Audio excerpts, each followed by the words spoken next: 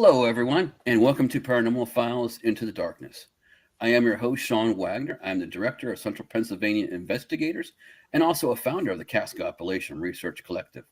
Tonight, I have two lovely women with me. I have first my new co-host to my right, Liz Jumper. Hey, guys. And down below, I have our guest, Nancy du Tertre. Now we'll go back. Thank you. Now we'll go back on the housekeeping stuff here. Actually, we have some minor changes, like I said for just a moment ago. Since Gwen's getting her own Bigfoot show, to help her out, I asked my friend Liz to come on, and she was also on in season 1 with me as well. We interviewed her on her psychic abilities. Also, at times, we're going to also have Michael Purcell come on as well to occupy the spot as well, or a third co-host. I'm not sure yet completely. Also, we are now a super chat, so please feel free to give us a thumbs up and a subscribe and share the YouTube broadcast. And if you like, please hit the dollar mark down there. Consider doing that if you like what we're doing. Thank you. Also, if you have any questions along the way, please put them in all capital letters. That will help. That'll help Brendan, who's running the board behind me here. Also, Brendan, if you could put up the next guest list. Our next show will be Thursday, April 28th, when our guest will be Heather Taddy from Paranormal State and Alien Highway. Then on May 12th, we'll have Dave Schrader.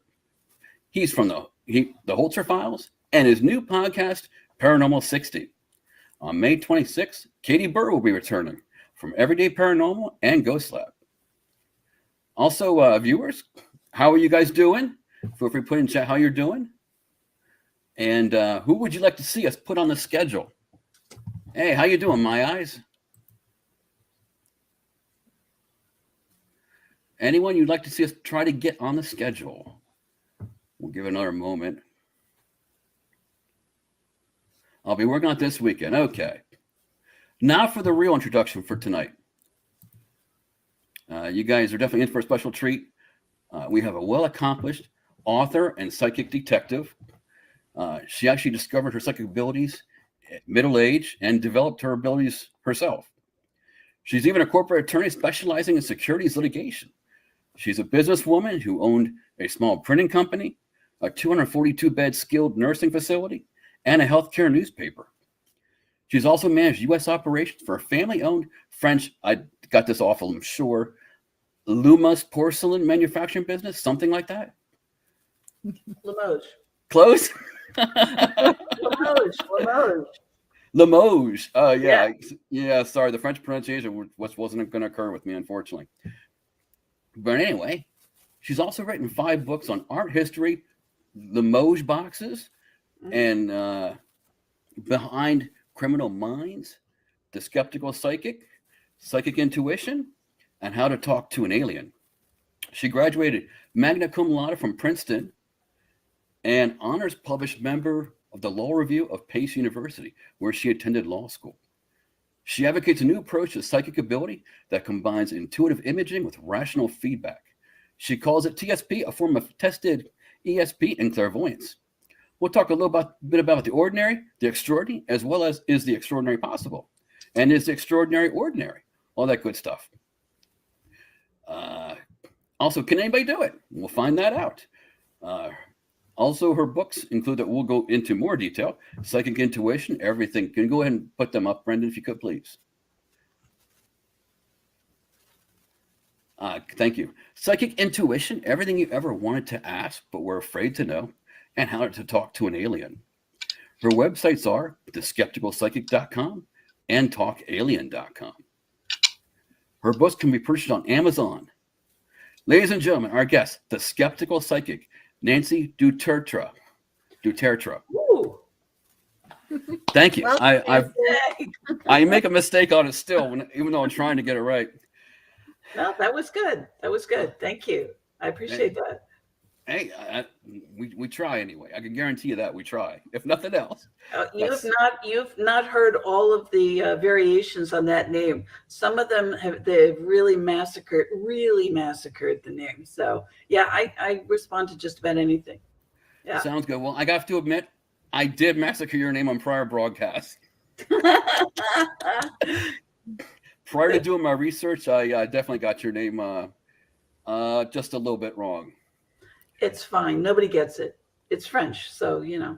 Oh yeah. Well, we've come to that moment where we do our toast, by the way, for everyone who works Monday to Friday. And thank you for watching our show. Thank you.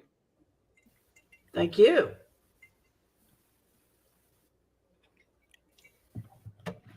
Well, how are things in Sarasota? Things in Sarasota, first of all, I think they're way better than they are anywhere north of here. All I'm reading about is snowstorms, hail, tornadoes, thunderstorms, and flooding. So I think I'm doing okay here. Now, does that mean I really want to spend another summer down here? I'm not so sure, because I've now experienced my first Florida summer, and I now get the whole snowbird deal. I understand it. I did not before. I have never experienced so many lightning strikes, massive thunderstorms. I mean, just huge, huge. Like you think the sky has just hit your building. It's just incredible. And yeah, rain, a lot of rain. So yeah, I don't know what I'm going to be doing for a little bit, but we'll see. Yeah, but it's nice. It is very nice. I do like it. Well, I can imagine. My parents live just down the road a little bit, and I visited them a couple of times there, and when they lived also in Venice as well as Northport, where they live now. Beautiful. Yeah, Venice is nice too. Yeah. Yeah, beautiful area down there. It's a little bit different than where I live right now in southern PA. Well, yeah, I would think so. Just a little bit different. How were your parents growing up, by the way? On the topic, by the way. How were they? You really want to know? Really? Sure.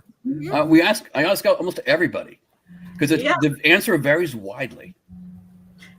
Yeah, well, I mean, the quick story on that is that my parents are highly, highly academic people. They're intellectual. They're left brain. They never spoke of anything to do with anything psychic. They never spoke of anything to do with UFOs or anything like that. Other than I did find out much later that two of my uncles actually had seen UFOs up in New Hampshire. So that was kind of interesting. But, you know, they just didn't, I mean, even psychology was kind of way out there for them. So I didn't grow up with any of this stuff. My father was a well-known medical scientist. So as a little girl, I used to go in to his laboratories and watch him slice open various animals like rats, monkeys, dogs, cats, giant toads, kind of, you know, sheep, you name it. And he'd kind of mess around with their innards, and he'd sew them back up again and hope that they lived, I guess. Or maybe he didn't care. I'm not sure. So that was that's sort of my that's real basic background. But yeah, my parents, how were they as people? Is that what you mean? Or what they do or what? Well, in terms of like psychicness and UFOs, which you certainly answered. Yeah. No, there's zero connection. My whole family, nobody's psychic. Nobody cares about it. Wow. How do they feel about it now, though, that you have all this stuff? Do they share stories like maybe they had some kind of ability that they just didn't care to share before or know enough? No. I know plenty of people, by the way, who have been able to warm up to the idea and sort of, kind of get it. Or what I tell people is never be afraid, to talk about this kind of stuff, which I've done for decades now, because frankly, I'm too old and I don't give a damn. So, it's okay, you know, and I'm not worried about what other people think anymore. But what I do tell people who are afraid is I say, look, you know, almost inevitably, if I start talking at a dinner party or, you know, any type of a setting with a lot of people, and I always talk about this stuff, there will almost everybody will say, oh, that's ridiculous. And then they'll pull me aside separately later and tell me a story. Because either they've had an experience or they know somebody's had an experience, or they're really interested by it, but they just don't, you know, they're afraid of showing it. So the more intellectual the person, the greater the chance that they will totally not want to talk about it, will not have had any experiences, and now I know why, and they won't express interest, because to them it seems like this foolish thing, you know, crazy people do. Okay. I can definitely see that it's easy to see. What got you started in the psychic world? What got me started? Well, I had a couple of experiences, mediumship and also paranormal, or psychic, whatever you would call it. But I dismissed them because from this intellectual background, of course you dismiss them because it doesn't make any sense. You don't know what to do with them. And you somehow must have made a mistake in computing all this stuff. You know, somehow you must have dreamed it or thought it or imagined it or wished for it or something. And so you dismiss it, which is what I did. And it took me getting interested in the psychology of intuition because I'm trained and certified in intuitive Gestalt psychotherapy. And I did that for more than 20 years. So I was interested in psychology. You know, what makes somebody intuitive? How do you define intuition? And so I started, researching all the psychiatry on it. You know, nobody was interested. And especially people in the psychiatric biz were not interested, because intuition means that they're no longer in control of the client doctor type of relationship. Because intuition, if it belongs to you, means you can know everything already. Or it means that they have to give up being, the authority or the teacher, and so they're not interested. They didn't want to know about it. I read a whole bunch of neuroscience, thought maybe the neuroscientists would be able to give me some insights into the architecture, the brain or the neural architecture of how intuition operates. And again, nobody, at least back when I was researching, was interested. They're a little bit more interested now, but they still have a lot of issues, a lot of them. And I deal with a lot of scientists today. So unless you're finding some, again, where they pull you aside at the end of the party and they whisper, yeah, I have this really strange story, which a lot of the scientists do, but they're terrified, because it seems, all this stuff defies all the natural laws of science. So, really, you're going to have to go up against all of your colleagues on that, and they don't want to. So anyway, so I went through that, and then finally I said, okay, well, nobody who is supposed to be, respectable seems to have any idea of what intuition is. So let me go to all those people who I've never talked to in my life, meaning psychics, psychic detectives, mediums, energy healers. And I went further out than that.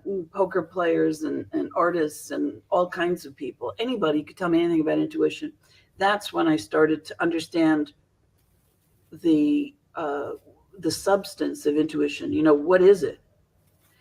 But none of these people had the ability or the intellectual capacity to explain it in any type of an academic way. So that's how I got into it. And I ended up training as a psychic detective for about 10 years. And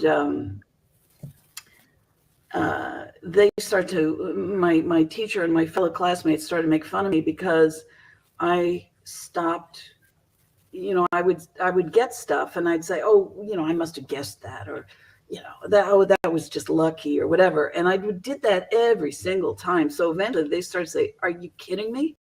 I mean, give it up. So I had to, at a certain point, and I had to acknowledge that if something repeats itself enough time with enough feedback, you have, if you're going to call yourself smart, you have to admit that there's something there. You can't continue to deny it. So that's how I got into and then I trained in a whole bunch of things. I trained in remote viewing and spiritual mediumship, and I did some energy healing training, although that's the thing that comes maybe most naturally to me. I'm also a medical intuitive. I do a bunch of things. And I've also I spent years doing paranormal investigations. So I got a whole background with that, which for some reason I thought had absolutely no connection to being psychic or any connection to ufology. And now that I'm older, really older and wiser, I have discovered, all these things are connected. They're totally connected, which people, that's, people have sort of accepted that these days, but it's taken a while. Oh yeah, they're definitely connected. You also, it might be going back a little bit, but you talk about how in some places rationality can kill psychic ability. Can you talk about that a little bit? Well, yeah. Or maybe you did, and if you're using, you told me before we started, you said, well, I'm just a left brain kind of guy. Yes. So I'd like to do that other stuff, but I just don't know how. Now, as I told you, that's already a big step ahead of, the game of most people. If you are intellectual, or you're a left brain thinker, you're analytical, which by the way, I am also, but I've learned how to kind of skip back and forth between the two, right and left. The way that you think is very, very much structured by how all of us grow up, essentially, which is we grow up and we speak language, okay, with our mother and father, or siblings, whatever. And then what happens is we go into school, like around 5 years old or so, most kids are learning how to read, which is the written equivalent of the language. Language is sequential. It takes time to get from point A in the beginning to, point, T in the middle of it, all right? Otherwise, you wouldn't be having a podcast. It would just kind of go poof, and you'd be all done. It would be holographic, and we'd be done. So this is all time sequenced. And the problem is when you time sequence something, you've pulled it into a very particular dimension. And you have limited the content that's held within that dimension in terms of, understanding and whatever. And in order for you to be considered intelligent or bright or logical or analytical, you have to be able to back engineer everything that you just said and to say, well, what I just said makes sense because, and then you show the logic of each link. Mm-hmm. Okay. When you're doing this kind of work, you are on a multi-dimensional superhighway. You're going all these different directions simultaneously. Okay. And you might be grabbing some data from here and some from that dimension and pulling it in from wherever that is. And you're linking things and you don't know why you're linking them. And you absolutely can't back engineer it. Okay. It's just not possible. You can't. Because somehow your brain has accessed, whether you want to call it the Akashic Records or, the cosmos, universal mind, whatever. You've accessed something that is beyond and outside of the structure that's all time-based and sequenced within your physical brain. That's the short answer. Any idea of what I could do to help myself? Because you also talk about like multiple senses, that we only use like 5 or 6 out of, you said maybe 80 to 100, for example, or more than that even. Any idea, any way an individual could, or how would someone go about trying to use the other senses or keep them from the brain from blocking them out? Okay. So in my research on this, okay, you're what I call the gross senses. They're gross in the sense of large. Okay, they're large and loud, which is there are 5 senses that we're all familiar with. What they do, when you have neural inputs going into the brain, if you have, let's say, a conflict between several different neural inputs, whatever is coming in the loudest, okay, and by loud, it's the biggest, say, electrical impulse that's pushing through, it will cause the others to have blocked channels.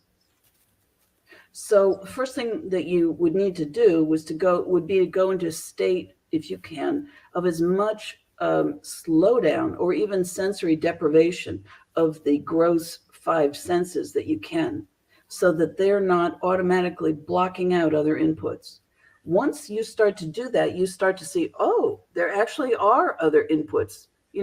I didn't know that. I was so busy paying attention to the loudest and the most, look at me sense that, I didn't know there was anything else. And there is. That's the first thing. Second thing is, you need to give yourself permission to develop your reality as a hypothetical construct to start with. And what I mean by that is allow yourself to use your imagination, and then allow that whatever you get through your imagination, give it the whisper of a possibility that it might actually be part of some kind of reality. And that's going to go, at least I know it did for me. It went against every single grain that I had in my cells. I said, hell no. Imagination is just that, funny stuff that we all do in our brains. It's fantasy. It's not real. And it has no relationship to reality. And in fact, it does. So because what it's doing when you're opening up that as a hypothetical or theoretical possibility, you are opening sensory channels. And it's not, you can't know what you don't know. So you got to start from a point of view of, okay, well, if I can't know what I don't know, well, then I'll just kind of play with it in my imagination. I'll just fiddle around and whatever comes, and I'll pretend.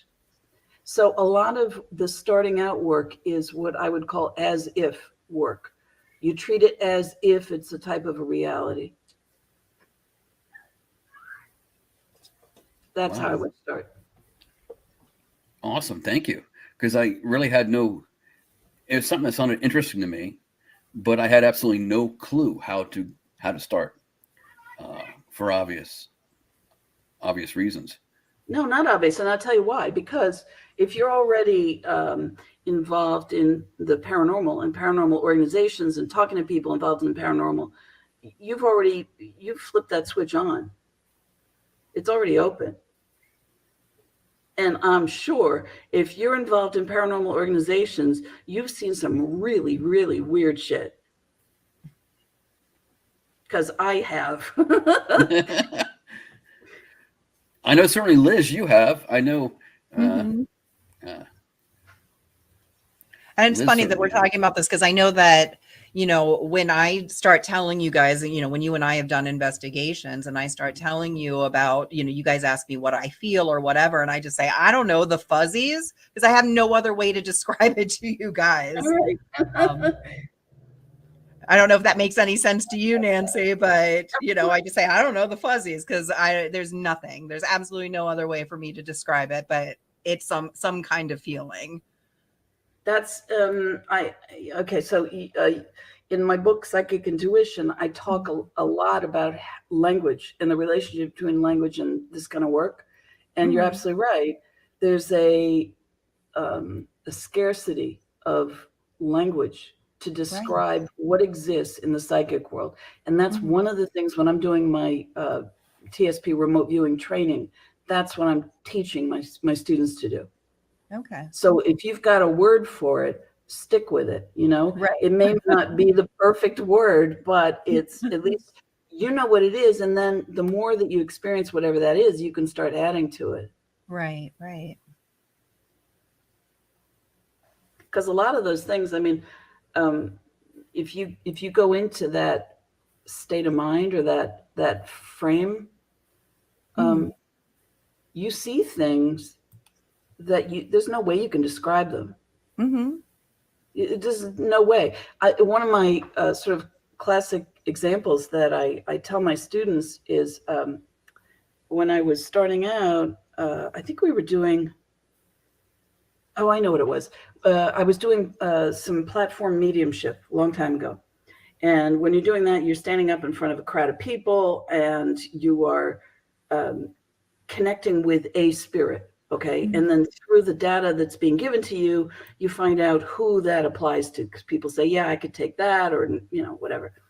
And so I had connected already the spirit with a particular person in the audience. And, you know, everything was making sense. You know, I got the gender, the age, the description, the whole business like that. But at a certain point, what I saw in my third eye, my mental screen, was really indescribable. There weren't any words. It was like I sort of saw an image that kind of looked like a hand that was kind of like the ends of it, all the fingers were sort of flowing. It's sort of waving, but was it really a hand? Nah, not really. And it was sort of in shades of gray and black and white. And I didn't know, how do you describe that to somebody? I didn't know. And so I tried, you know, I said, I gave the example of the hands. It's on the tips of the fingers. It's something moving, waving. I think it's energy. I'm not really sure. And I said, I apologize. I'm really sorry for that because I'm sure that makes no sense at all. She said, no, that makes perfect sense because the spirit, the one you connected with, and I forget if it was, you know, like a grandmother, grandfather, uncle, something like that. That's what they did for a living. They did finger puppets. Oh, wow. You know, Wow. So how are you going to describe finger puppets if you can't see it clearly? It's like trying to look at stuff underwater. Right. It's really hard. I totally get where you're coming from on that.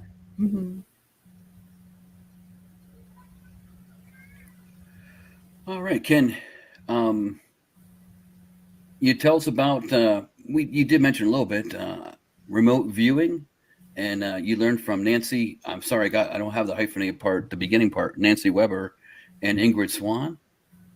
Oh no. Okay. Nope. Okay. Sorry about it. I trained as a psychic detective for almost a decade with Nancy Orlin Weber. Okay. She's a psychic detective. She's quite well known. And Ingo Swan, Oh, sorry. Who's known as the kind of like the father of remote viewing. He developed that with a couple of laser physicists at a Stanford Research Institute in 1973 or 2, depending on who you believe. And he was my mentor. I've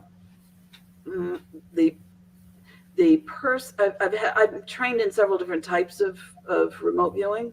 So control remote viewing, associated remote viewing, extended remote viewing. My control remote viewing teacher was Lynn Buchanan, who was, I don't know if you know him. He was in the Stargate program. So I've trained in all these different types. And then over the years, I decided there were certain things that I wasn't totally happy with in the traditional types of remote viewing. So I created my own type, which is called TSP, which is, I utilize a whole bunch of different protocols. I include things like synchronicities. The scoring and judging of your viewing is based on different criteria, which I think are a little bit better defined. It's more precise. And I like precision, and I also don't like being so incredibly, when you do a lot of classical remote viewing. Should I explain what remote viewing is to your Probably viewers? should. Yeah, I don't. That's one thing I should have asked right away. What is remote viewing, or for people? Okay, so I always refer to it as clairvoyance with protocols. Whoops, I think I froze. Oh, I'm back. Okay. Okay.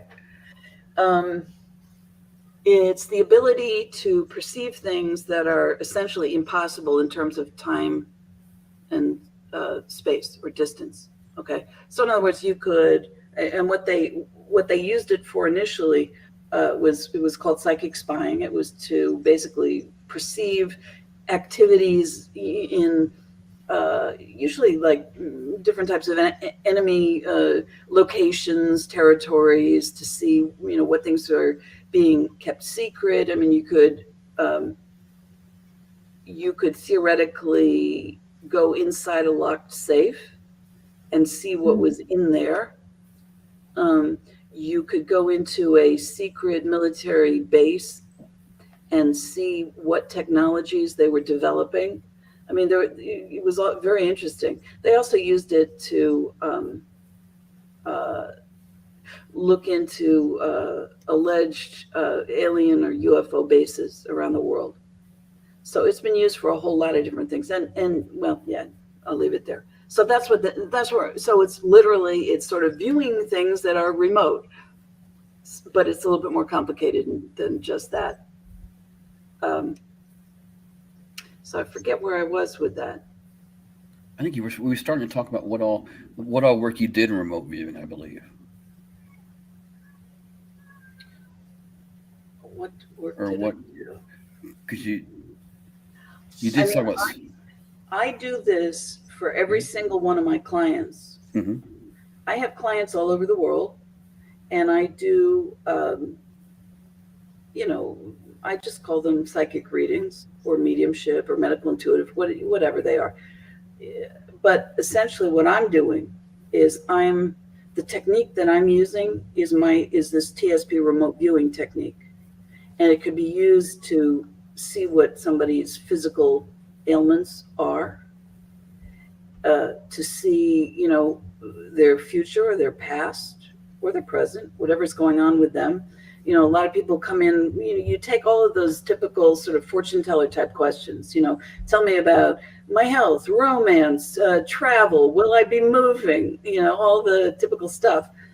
And you can actually answer those things. And what I do is I pre-document. So I don't, other than getting a target question, which is not in a lot of classical remote viewing, you're getting what's called a blind target.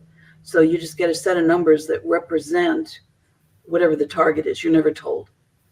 All right. So one of the reasons why I did develop this type of remote viewing is to teach people about what's called partial front loading, which means you're being front loaded with a little bit of data, which, to go back to your other question about what's the problem with having a left brain and trying to be psychic?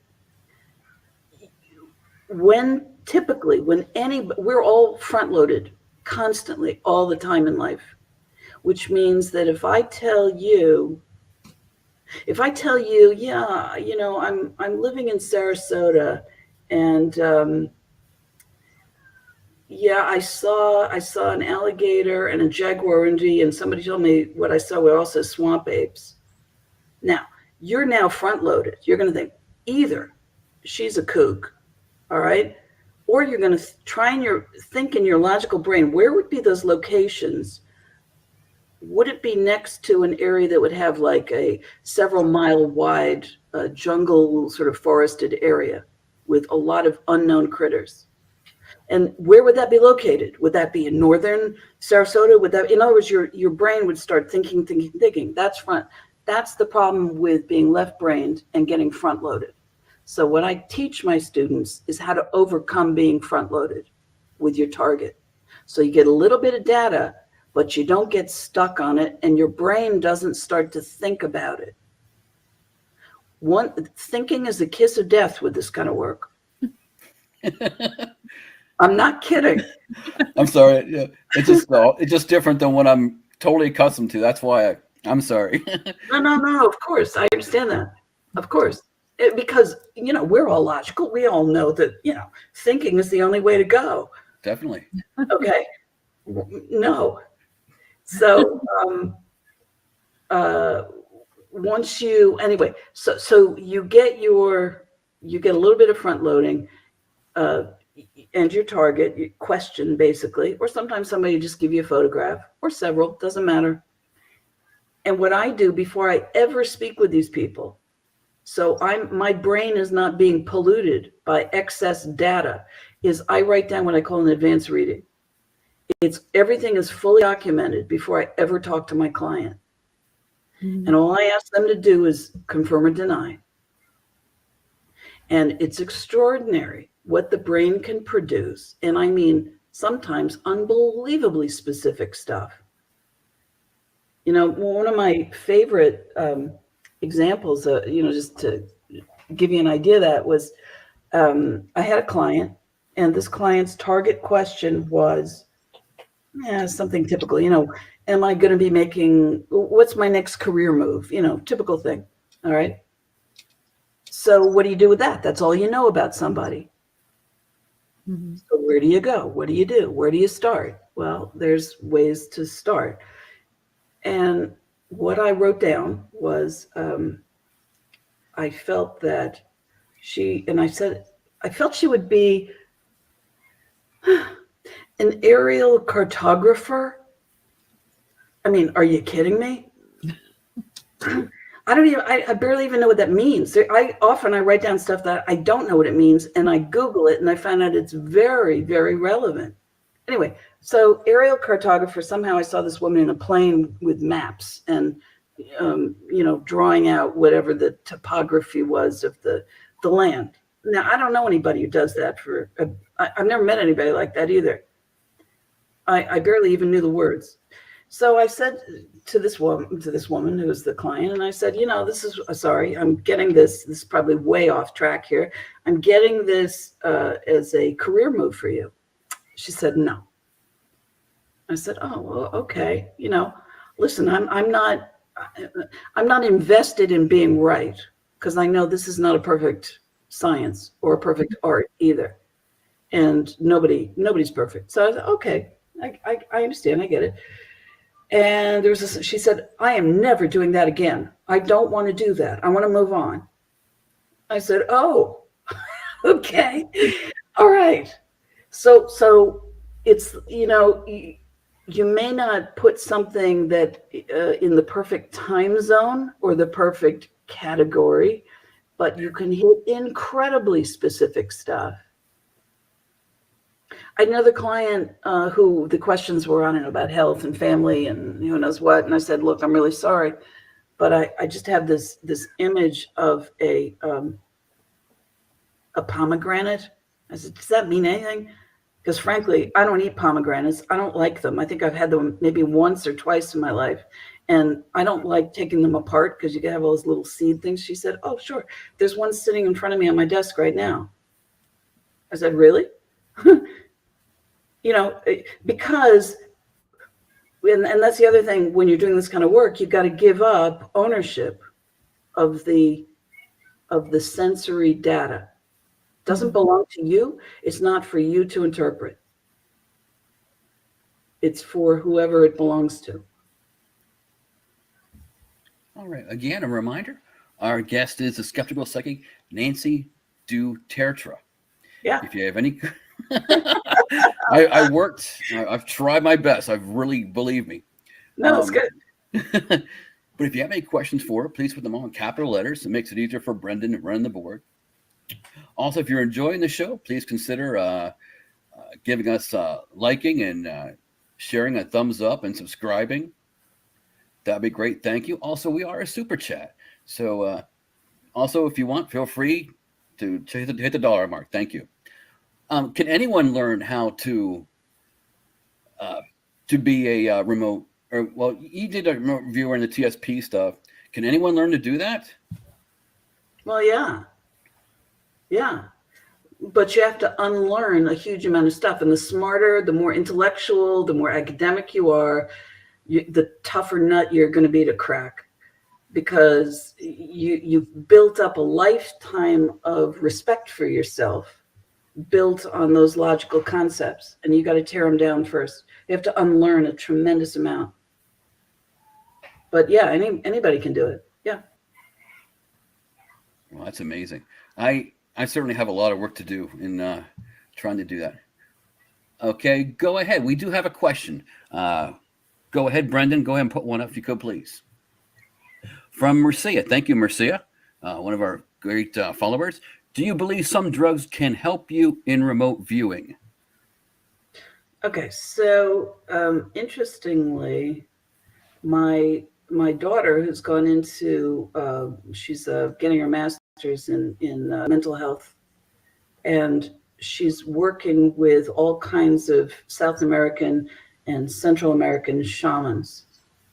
And a lot of them do work with, stuff like ayahuasca, and they don't call them drugs, they call them medicine. I've been corrected. Although any type of prescription you're going to get from your doctor is also called medicine. So I don't know. At any rate, do I think that they can help with remote viewing? I know that my daughter would absolutely disagree with me, but my perspective on that is I won't touch anything, because from what I've heard anyway, I can reach most of those levels that people are talking about, and I can do it without vomiting, and I can do it without worrying about whether it's messing up any of my neural networks or anything like that. And those drugs, what they're doing is or those medicines, they're removing certain limitations or barriers that we all normally have that keep all of our thoughts kind of attached in order. And I understand that, but I know how to do that without having to take a drug or a medicine. Does that mean I'm phenomenal, as good as if I were, high as a kite on something? I don't know. But I do know that I'm also sort of a control freak. So I like to be able to know that I'm in control of my own brain. Mm-hmm. Yeah, I would think, couldn't you get false influences by a large number of drugs? I would think. I don't have the experience to know whether that's true or not.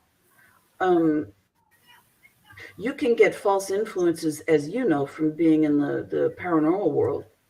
You can get that sweet little girl child voice saying, "Oh, come play with me," and then it turns, "I'm going to kill you," type of thing. So, you've gotten somehow, your brain already made a mistake on that. So we're all going to be susceptible to making mistakes or whatever. So I'm not sure that I would be able to make that distinction well. All right, Brendan, do we have another question based on? All right. Has she had any experience working with law enforcement as a psychic? Yeah. That's going to be the next question I was going to ask her, pretty much right along that topic of conversation. Yeah. I haven't done that now for a while, but yes, I absolutely have done that. I have worked with both law enforcement and also victims' families. They're generally, missing persons cases, which generally turn out to be homicide types of cases. I have been able to, I've never been a type of a psychic detective who goes out and, tells the police, where to look, and then says, "Oh yeah, I solved the case." I think there are a lot of psychics out there who like to take credit, and I don't see that. personal involvement that way. I see what I do is simply, it's putting like another, tool in their toolbox. And it's usually only when they're, in my experience, it's only when they're really desperate. I mean, they may come around, but and so what I'm doing a lot of the times, like I've come up with locations, same exact locations where the police were coming up for finding the body of the person, suspect names, witness names, descriptions. I also sketch a little because we got an artistic streak in my family going back 5 generations. So,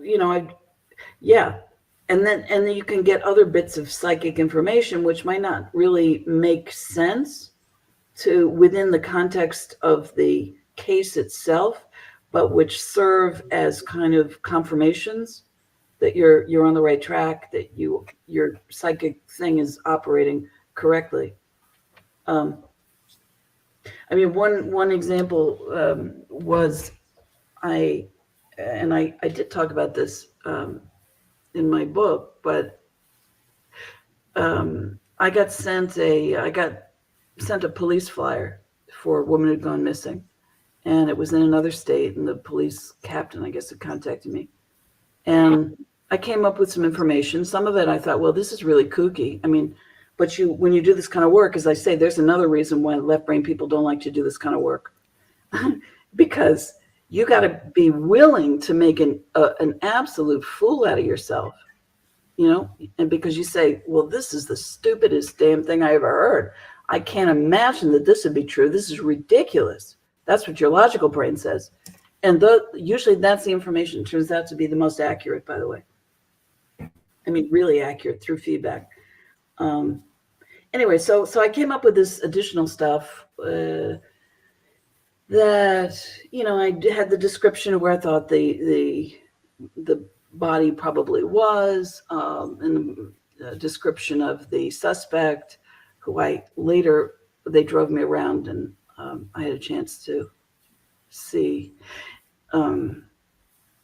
At any rate, one of the things that I wrote down was that I kept writing eagle, eagle, eagle over and over again. It turns out that when I was going down to get sort of the little tour by the police in that state, I got lost. But right across the street from the police station was, I don't know what it was, but it had a huge, like a 10, 12-foot statue of an eagle. And then it turned out that the location that we were all discussing was where a group of Native Americans had their annual, I think it was Festival of the Eagle.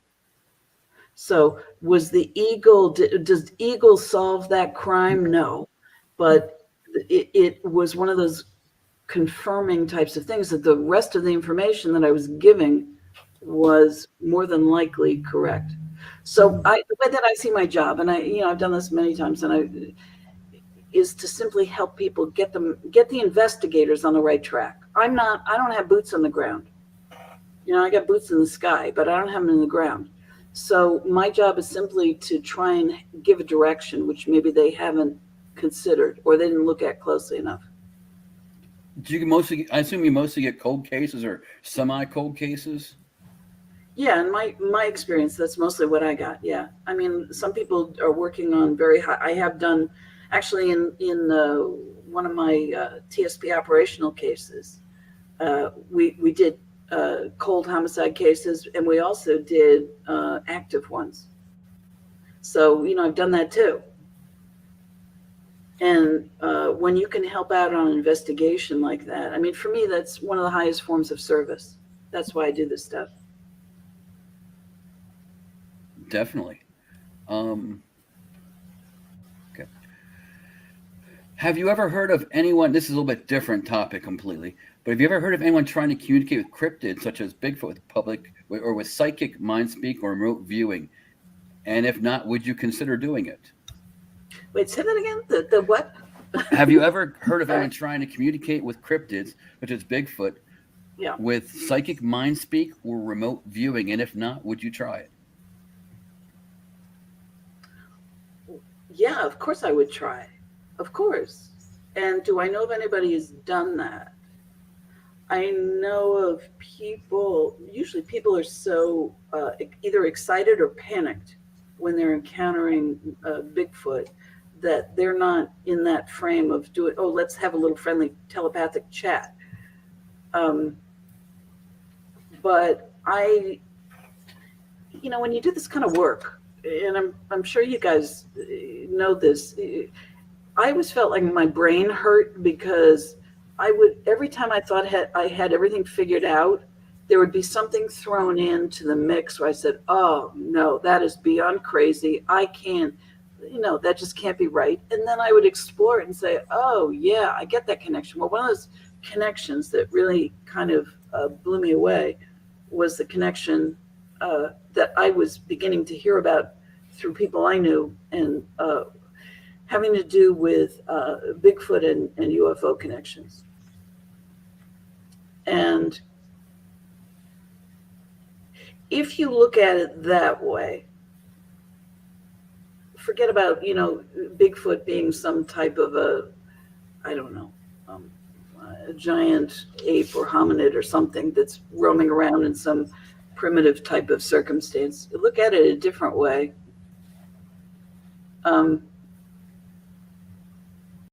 There has to be a telepathic connection. So, yeah, I think I mentioned I took one of my first walks down here in Sarasota, just like less than a couple of blocks from where I live. And there's this big area of woodland or jungle, whatever that is in Florida. And as I was walking, I looked into this area. There was sort of, I could hear splashing in like a little swampy area. Couldn't really see much because it was all covered up with leaves, but whatever it was sort of grunting and seemed to be bipedal and had long black fur, and there were 5 of them. There were 2 young ones and 3 adult ones, as best I could tell. And then they went onto sort of all 4s, and I thought, well, that's really confusing. What are they? And they're sort of snorting and grunting and making noises that I've never heard before.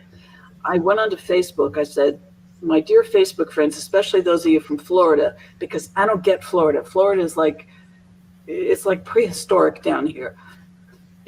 All the insects are prehistoric. I mean, I had a giant spider like this in my bathroom on one of my first voyages there. But anyway, so I said, what is this? And they said, oh, it's a swamp ape. I said, well, what the heck is a swamp ape? They said, well, it's the Florida version of Bigfoot. If I had not been so excited about trying to figure out what these strange animals were that were making splashing noises and grunting and whatever, I absolutely would have tried to communicate telepathically. I didn't know what swamp apes were. I didn't think they had Bigfoot down here. I mean, I just didn't. Anyway, that's my... So yes, I would do that.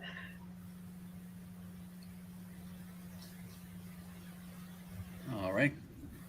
Liz?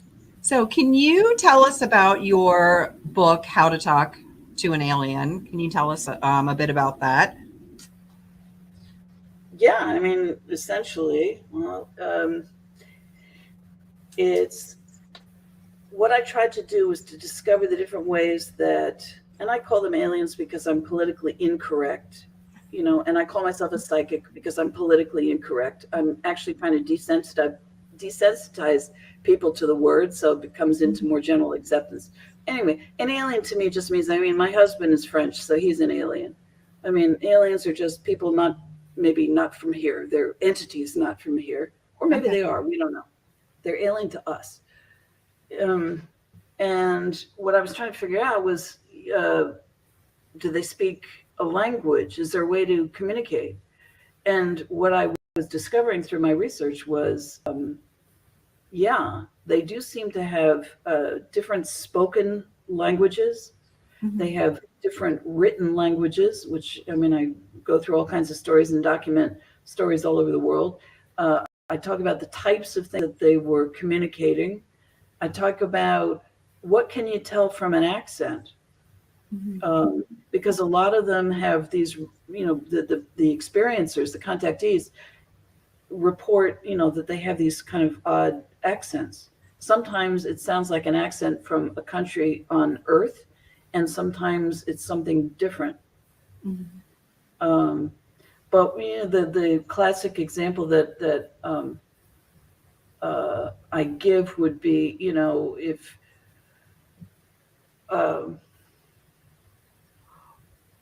let's see, how would I do this?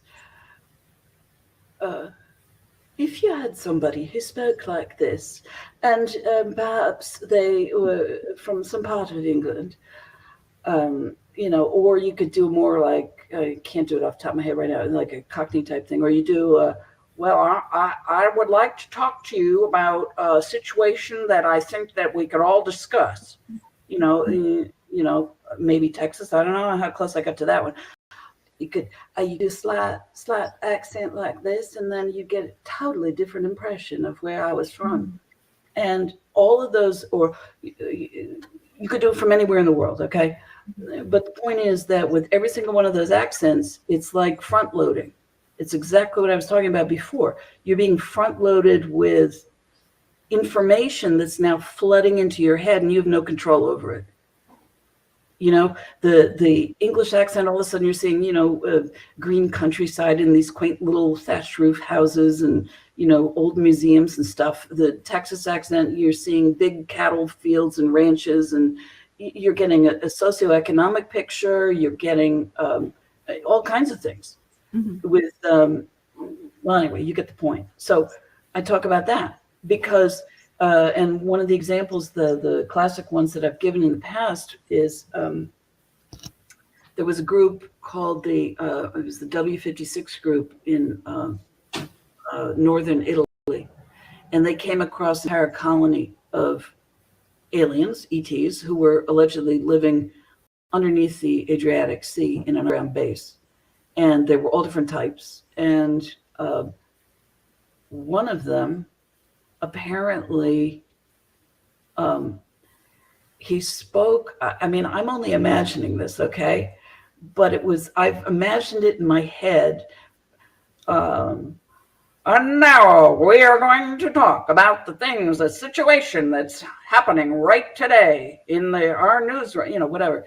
I've done that slightly incorrectly because it was during I believe these were the 1950s, potentially this ET had trained from recordings of Mussolini. So I can't do it in the Italian version because I can't.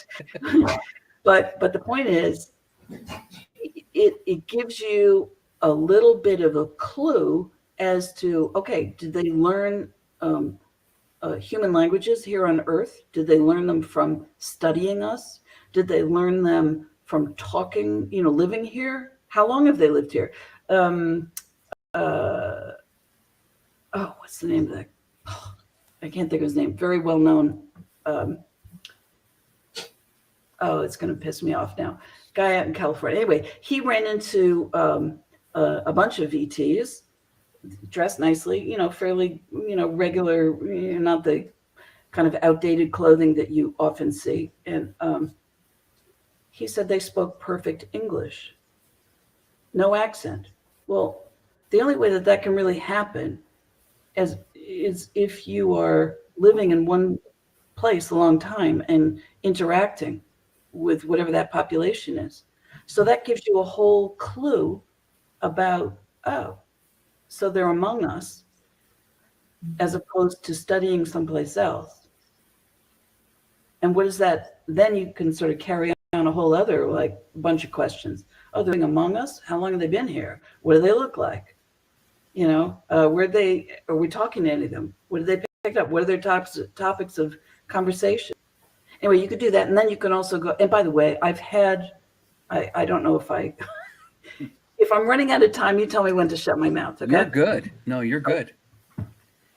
Go right on. My daughter and I, in 2011, we went out of a movie theater in New Jersey at night. We had a massive sighting of a football field-sized, boomerang-shaped craft sitting maybe 500 to 1,000 feet above us, or nearly above us,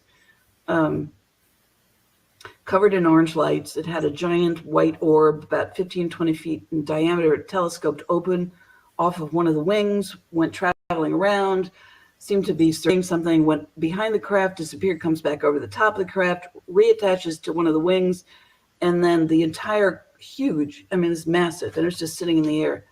It disappears or cloaks in 3 phases, starting with the wings. Anyway, for the next year and a half, my daughter and I received telephone call interruptions. Every time that we would talk to each other, it didn't matter, what type of phones we were using. Suddenly a male-sounding voice, very electronic, would come on and would interrupt us so that we could no longer hear each other, but we could both hear it. It spoke in a language that I did not understand. And I know something about language. I mean, I speak, I'm fluent in French, speak a little German, speak a little Thai, and I understand a lot of other languages just through the connection. And it was nothing earthly. And it would go on and on. One time it said my daughter's name, and this went on for a year and a half, and to a point where some of her friends heard it and some of my clients heard it, and then it stopped. So, and actually that's what prompted me to write this book, How to Talk to an Alien, because I want, I have a very curious mind. I mean, I want to know things. I don't want to be ignorant about stuff. I really do want to know. I have another friend who played for me some recordings that he said he got, and this guy's a pilot, former pilot. He got on his phone from a craft that he believes is a translating sort of a mother craft involved in language. And he believes he has contacted himself from the future. So all this stuff starts to sound really wild, unless I sort of explain this slowly, which I don't have that option. But the point is, and those voices spoke English, but it was really bad English. It sounded almost, to me, all right, it sounded a little bit like a middle-aged Asian lady who smoked a lot of cigarettes, trying to speak English really fast. I could sort of get it. It wasn't like the voice that I heard. So they're all different. Anyway, so I've talked enough. Sorry. Oh, no problem whatsoever. You're the guest. You're the people, or you're the person. People are here to listen, here to talk. Mm-hmm. That's my philosophy. Have you ever withheld or not told information to a family member? It might be bad news during an investigation of a loved one in order to spare their feelings. That's a question that came in as well. I have gotten lots of questions people want readings and like, oh yeah, so when's mom going to kick the bucket? Yeah. Wow. So yeah, people, or oh, they're so sick and I have to take care of them all. How long is this going to go on? I won't answer those questions. That's kind of cold. It's people can be cold, where people could be very self-interested, mm-hmm. and they don't quite realize. What I do, I give you an example. I had a client who had, I think she had a dream that an aunt or somebody, a relative, was dying and was going to die. And apparently this relative was already extremely sick. And so she wanted to know, so is she going to die? Now, her, it wasn't a bad, she wasn't looking for an inheritance, I don't think. She just wanted to know. And I just don't believe it's right. So what I did say was, I think that there's potentially an issue going on with the heart, some type of heart failure, or there is a heart issue. I would suggest that you talk to your relative and see if you can get them to see a doctor. Mm-hmm. So if there's a way that you can help get more information or even prevent something that might happen, you try and help people. But I don't believe in coming up. And by the way, that's the reason why a lot of people are scared to death of psychics. Yeah, I can see that. Yeah. Have you facing reality. Oh, sorry about that. Have you ever had somebody get angry with you over a reading that you gave because it wasn't the information that they wanted to hear? You know that I've had that before, Sean. Yes. Oh yeah. And that's actually one of the reasons why I always tell you I am not doing it. Like, don't ever ask me to do it. If I see something, I will say it, but I do not want to sit there, because usually when people are asking you for that, it almost sounds like they want to hear a certain thing. And when you don't give them what they want, they kind of attack you and whatever. And how do you deal with something like that? I don't think anybody has ever attacked me, but I can, the same way I'm sure you do, I can always sense when they are looking for a particular answer. Right. And I will take them so far astray off of their own little platform that they forget what they were looking for. Mm-hmm. That's fun. I may have to try that. Yeah, I understand. I mean, people want to hear, all good stuff and whatever. Right. I think there's a way that you can. Well, okay. So let me. If somebody is having these awful problems, and they're saying, well, these are going to get resolved, right? And everything's going to be great, right? Right. And I'm going, well. I think there's some things that you need to take a look at. And so I will suggest that they look at, and I'm sure you know this too, everything is a trajectory off of the present moment. Mm-hmm. So if there's certain things that I may see, they're absolutely on that trajectory where things are not going to get better. But if they can do something if I can give them an insight about themselves, how to alter themselves, that will alter their trajectory. Mm-hmm. So I'm trying to give them something positive without saying, oh yeah, you're doomed. Things are not really going to work out. So yeah. All right. You also talked about the story of which you had a dream. An alien hops in the car next to you. And can you tell us the rest of the story? Yeah. That was a good story. I liked it. Thank you. I'm a lucid dreamer. I've been a lucid dreamer since I was 8 that I can recall. And they're lucid dreams, for people who haven't had them, they're very different. They feel real. They don't have a dreamlike quality. They don't have sort of a narrative. There are lots of things, and they're much more vivid. They've got a lot of color to them. And I always dream in color anyway. Men don't dream in color nearly as much as women, by the way. So I was in my house in New Jersey. I got into my little hybrid car. I was going to go pick up my neighbor who lived, about 5 blocks away. I drive down to this little sort of island triangle in front of her house where I parked the car, and I'm waiting for her. And the passenger door opens, and I'm expecting it to be my friend. It's not. It turned out to be some type of a reptilian, and I really didn't have any experience with reptilians. In fact, I was having a hard time believing that reptilians were really a real thing. And whatever it was, it came in, it sat down, and I was so shocked. And I stared at it, it stared at me.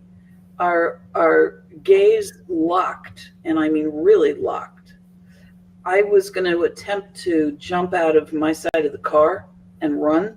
But I realized it was too late for that because this gaze, it had a very physical quality to it. I could feel my brain the moment it locked. It's almost like when you slam a car door shut, you've got that vacuum seal, and my brain went, and I was in, and I couldn't get out. So I was stuck on this. It was like a line of a connection with whatever this alien was, and I didn't think things were going to work out very well for me, which I wasn't very happy about. And I was thinking about it as I'm panicking and not being able to move. And I thought, well, I've spent all these years training to be psychic because I'm not really naturally psychic. I just trained. So it's a lot of training to do. And why would I do that? And why not use it? I mean, here's the perfect opportunity. So I created with my own, let's call it bioenergy, some form of what felt like a form of plasma. And I directed it out through this connected gaze at this entity. And I blew out the connection. And I was able to move on. That was the end of that lucid dream. And that actually was what made me want to help other people with, particularly people who've had really bad abduction experiences. I've had a lot of people tell me they've seen me on craft. I have no recollection of ever being on a craft. I've seen many of them in real life. I can't recall anything. But so therefore I don't particularly have any bad experiences. I've had the little marks that people get. I've written about those, but I don't have any memories. It's really good not to have any memories. In that regards, I believe it definitely could be. Yes. Any idea if you really had an alien in your dream and it was a real alien somehow contacting you, what it might have been trying to do? I don't think I got that far. All I got was a very immediate sense of danger, because I told you earlier, I mean, I'm sort of a control freak. I don't like to be controlled. I mean, I don't go around trying to control anybody else, but I don't like to be controlled. And that was clearly, it had a physical capability to do that. And so what I wanted to teach people like abductees, people who've had really horrible experiences that they can remember, is that they're not powerless. And that one of the reasons why I teach all these psychic skills is because I do believe that many ETs have incredible psychic skills. And another thing that I have worked on for several years is psychokinesis. So I've trained in that. I went to Russia for that. And I got healed by an alien, by the way. That's a whole other interesting story. Yeah, my back was broken. But I wanted people to feel powerful, because we're up against some things that none of our electronics or machinery are going to be able to take care of. This is a type of a bioenergy that's much more powerful. All right. Well, that just about begins. We're about out of time, really. Let's go ahead and I want to thank our guest, author, psychic detective, the skeptical psychic, Nancy Tertre. Oh, thank you. You're welcome. Like I said, I worked on that all day today. Even though it sounds crazy to say that, but I did. For coming on with us. A reminder, she has some books titled Psychic Intuition, Everything You Ever Wanted to Ask. Can you explain? Thank you, Brendan. Psychic Intuition, Everything You Ever Wanted to Ask, but were afraid to know, and also how to talk to an alien. Her websites are theskepticalpsychic.com and www.talkalien.com. Her books can be purchased on Amazon. If you like the broadcast, please consider liking it and sharing. Thank you, everyone, for tuning in. We also have a preview coming up for the next From Behind Tall Trees. Go ahead, Brendan, when you have a chance. I I'm Todd Dissidell. I am a professor in the Center for the Study of Human Origin. I assist people with cryptozoological investigations. In the quest for the discovery of Bigfoot, there are a few researchers like anthropology professor Todd Dissidell. Todd Dissidell was Confident, outspoken, and a strong proponent of public outreach, Dissidell has appeared on Ancient Aliens, $10 million Bigfoot bounty, and Monster Quest, just to name a few, where he never passes up an opportunity at testing new scientific procedures or a chance at educating This is viewers. just one example. On the next From Behind Tall Trees, Professor Dissidell stops by the studio to talk about the scientific method to his madness, current laboratory projects, and University of Massachusetts research group focused on cutting-edge eDNA technology, which just might lead science one step closer to the discovery of Sasquatch. On a special night, Tuesday, April 26th, following Threshold, only on CARC Universal. Be there.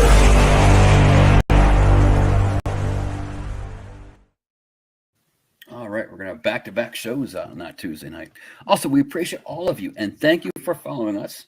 Our future guest list includes, go ahead, Brendan, our next broadcast on Thursday, April 28th. Our guest will be Heather Taddy from Paranormal State and Alien Highway. May 12th, Jay Schrader from the Holzer Files and his new podcast, Paranormal 60. May 26th, our guest will be Katie Burr from Everyday Paranormal and Ghost Lab. And the next show will be Jack Carey's Threshold, Tuesday at 6 p.m. It will certainly be a great show. Liz, do you have anything to add by chance before we go? Not really. Thank you so much, Nancy. I do want to check out your remote viewing class, so I will talk to you about that later. That should be a lot of fun. I do have a little bit of an experience in that, but very limited. So, that should be really fun. That'd be great. Wonderful. Thank you. Thank you, Nancy. Anything you have to add, Nancy, by the way, before we go? No, I don't think so. I'm really grateful that you guys are doing what you do and, bringing this kind of information to the forefront. Awesome. So We tried to do that. Yeah. Thank you. Hey, thank you. Brendan, go ahead. Take us out. Hey, this is Chuck Larson. You're watching the CARC channel on YouTube. You've been watching Paranormal Files Into the Darkness, a Catskill Appalachian Research Collective production. For more information on this program and others like it, remember to like, share, and subscribe to CARC Universe today. To join the conversation on our Facebook group, become a member of the Catskill Appalachian Research Collective Facebook group. CARC. Relentless.